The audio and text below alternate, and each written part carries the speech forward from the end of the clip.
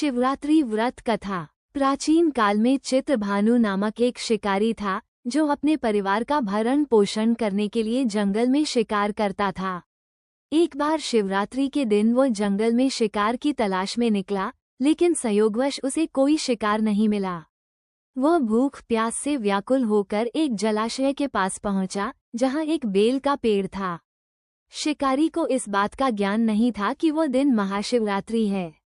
वो थककर उसी बेल के पेड़ पर चढ़ गया और रात भर वहीं बैठा रहा।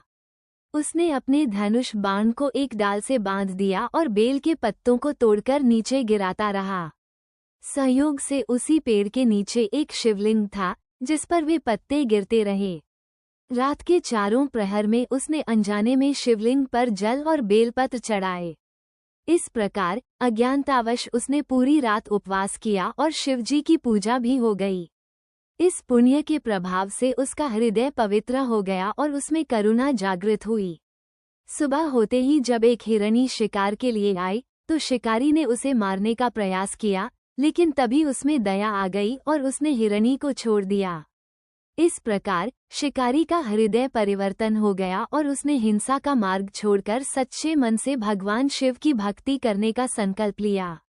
इसके प्रभाव से उसे मोक्ष की प्राप्ति हुई।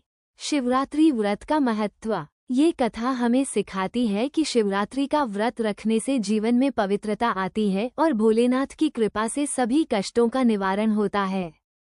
शिवरात्रि व्रत रखने वाले भक्तों को भगवान शिव का आशीर्वाद प्राप्त होता है और उनके जीवन में सुख समृद्धि बनी रहती है।